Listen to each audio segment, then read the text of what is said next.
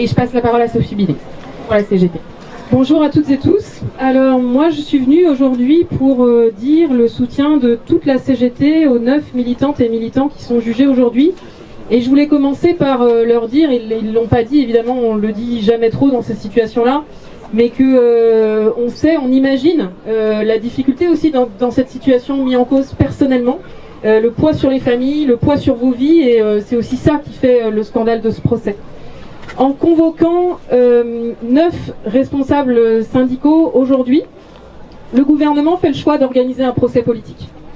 Il fait le choix de construire un scénario écrit d'avance pour faire porter à nos organisations pacifiques, connues, existant de longue date, la responsabilité des graves violences qui ont eu lieu à Sainte-Soline.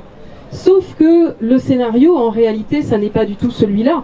Et ça n'est pas nos organisations qui le disons, c'est l'ensemble des observateurs indépendants qui étaient présents ce jour-là à Sainte-Soline, qui, de la LDH à l'ONU, en passant par de multiples journalistes ou des individus individuellement. Par exemple, tout à l'heure, j'ai rencontré un retraité de la CGT qui m'a remis son témoignage. Il ne ressemble pas particulièrement à un Black Bloc.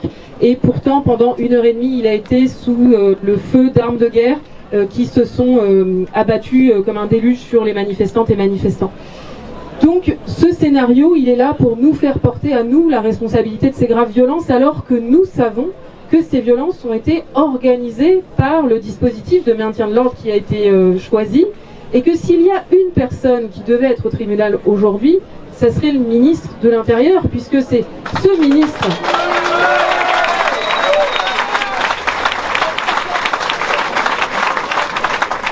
C'est ce ministre de l'Intérieur qui, la veille de la manifestation, a annoncé que la manifestation serait extrêmement violente, et pour cause, il l'avait organisée, et qui, le jour de la manifestation, a interdit aux secours de venir évacuer des blessés, alors que, je rappelle, il y a eu au moins 200 militants et militantes pacifistes blessés, dont 40 graves, et dont un certain nombre avec un pronostic vital engagé, qui n'ont pas pu être évacués dans les temps par les secours, ce que le ministère de l'Intérieur a dénié, alors que depuis, toutes les preuves ont été accumulées sur cet alignement-là. Ce procès, aujourd'hui, il marque un cap dans la criminalisation de l'activité syndicale, et malheureusement, ce n'est pas un procès isolé. Hier, j'étais avec mes 4 homologues secrétaires généraux des organisations syndicales représentatives à l'Assemblée nationale, et nous étions à l'Assemblée nationale pourquoi ? Pas pour parler des 1 tiers de Françaises et de Français qui ne mangent pas 3 repas par jour, pas pour parler des fermetures d'usines qui se multiplient, pas pour parler de la catastrophe environnementale qui ne se fait que plus pressante, mais nous étions convoqués par une commission d'enquête de l'Assemblée nationale qui porte sur, je cite, les violences commises par des groupuscules en marge des manifestations. Et donc ils nous ont convoqués personnellement en nous menaçant d'une amende de 7 500 € et de 2 années d'emprisonnement si nous nous présentions pas. Et nous avons assisté à 2 heures de commission d'enquête avec un noyautage du Rassemblement national évident qui a multiplié les provocations en notre direction et en particulier en direction de la CGT. Avant-hier, c'est le secrétaire général de la CGT de l'énergie, Sébastien Ménesplier, qui était convoqué à la gendarmerie de Montmorency. Pourquoi ? Tout simplement parce qu'il est secrétaire général de la Fédération de l'énergie qui a été fer de lance de la mobilisation contre la réforme des retraites. Et ce qui lui est reproché, eh bien, c'est les actions qui ont été multipliées par les électriciens et les gaziers pendant cette mobilisation. On voit qu'il y a un cap clair qui est franchi. Et comme je l'ai fait hier à l'Assemblée nationale, je tiens aujourd'hui à lancer une alerte solennelle. Oui, nos libertés sont en danger. Oui, notre démocratie est en danger. Il faut que ça cesse immédiatement. Il faut que ça cesse. Il faut que ça cesse parce qu'on entend jour après jour un brouillage idéologique grave. Qu'a-t-on entendu hier dans cette même commission d'enquête après que les organisations syndicales se soient exprimées pour dire, on a notamment dit que on rassemblait dans nos effectifs à peu près 10 fois plus d'adhérents que tous les mouvements politiques réunis, donc on ne pouvait pas nous qualifier de groupuscule par exemple, donc on a rappelé un certain nombre d'évidences. Qu'est-ce qui s'est passé par exemple dans cette commission d'enquête ? On a entendu le ministre de la Justice déclarer « J'en ai assez avec cette petite musique de la désobéissance civile ». Ce ministre de la Justice, il y a besoin visiblement qu'il révise un peu son histoire. Il y a besoin qu'il fasse quelques révisions d'abord pour savoir, rappeler que la désobéissance civile, elle est par nature pacifique, contrairement à ce qu'on essaye de raconter aujourd'hui. Que la désobéissance civile, elle est à l'origine de nos principaux acquis sociaux et sociétaux. Que sans désobéissance civile, il y aurait encore de l'apartheid, il y aurait encore des lois racistes aux États-Unis et les femmes n'auraient toujours pas le droit de vote.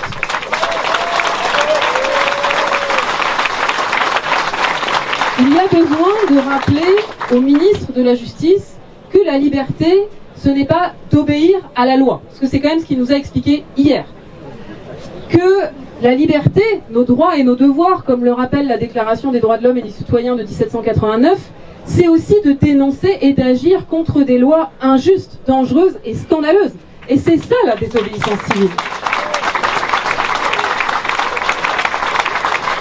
Il y a besoin aussi de rappeler à ce gouvernement multirécidiviste, parce que condamné à plusieurs reprises pour inaction climatique, que nous ne sommes pas des éco-terroristes et que qualifier des militantes et militants de terroristes et utiliser contre nous l'arsenal répressif antiterroriste, c'est grave. Nous, ici, on ne rigole pas avec le terrorisme. Le terrorisme, c'est extrêmement grave. Ça a tué et ça tue encore. Donc on ne peut pas banaliser les choses en faisant comme si le mouvement social se comportait comme des terroristes. On a dénoncé chacune et chacun d'entre nous cet arsenal répressif en disant à l'époque qu'il serait utilisé de façon généralisée contre le mouvement social. C'est ce à quoi on assiste aujourd'hui et c'est très grave. C'est grave pour les libertés, mais c'est grave aussi parce que ça banalise le terrorisme, qui est justement grave parce que violent et pas du tout pacifique. Donc il faut arrêter avec ces comparaisons scandaleuses.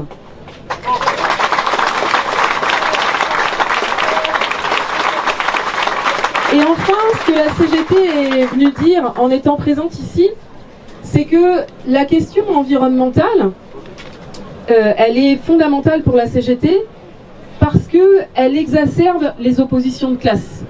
Parce que, et c'est pour ça que l'affrontement est de plus en plus violent, à force de refuser de prendre en compte la question environnementale, on voit que la situation s'aggrave, qu'elle exige des mesures de plus en plus exigeantes, puisque nous faisons face à l'été le plus chaud, et que ces mesures, elles vont, le scandale environnemental pénalise de toute manière toujours les plus pauvres et les plus précaires, et que ces mesures, étant donné qu'on refuse de s'attaquer à l'inégal partage des richesses, elles reposent toujours et toujours plus sur les plus précaires. Pourquoi est-ce que le gouvernement, le patronat et d'une façon générale le capital refusent d'agir sur la question environnementale ? Parce qu'ils refusent de remettre en cause l'inégale répartition des richesses. Parce que nous avons en face de nous des gens qui sont cupides, qui veulent garder leur argent et qui refusent de remettre en cause ce modèle capitaliste qui, dans le même temps, exploite les humains et la nature.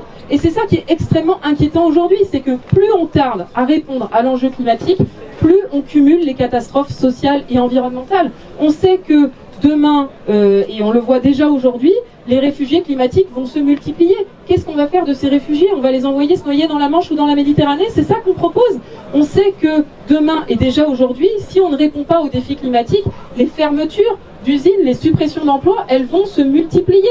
On sait que demain et déjà aujourd'hui, si on ne répond pas aux défis climatiques, il y a de plus en plus de zones qui seront tout simplement inhabitables. Inhabitables pour qui? Pour nous, parce que évidemment les 1% les plus riches auront toujours des petits paradis dans lesquels il fait bon vivre et où ils pourront être, sachant qu'ils vivent dans des univers climatisés et donc eux, la canicule, ça ne les dérange pas.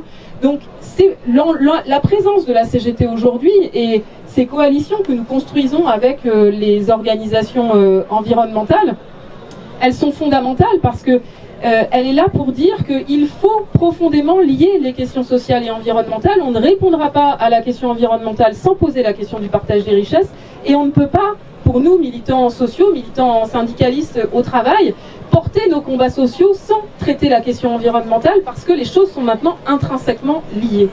Et c'est finalement la bonne nouvelle de la journée, c'est qu'en nous pourchassant tous dans un même mouvement violent, le gouvernement, le capital accélère les convergences.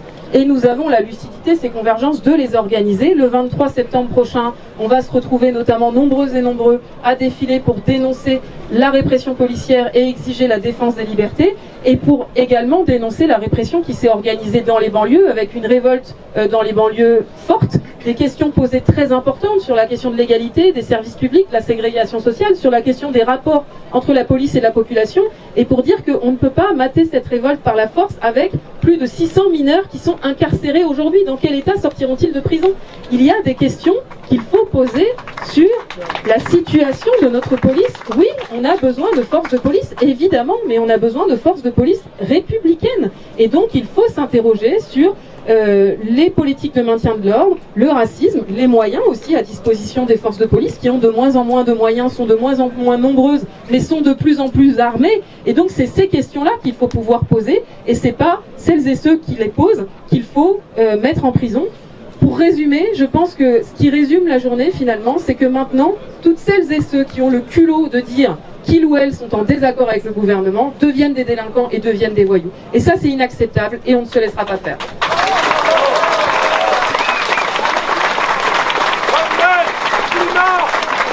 Combat, pas de retraité,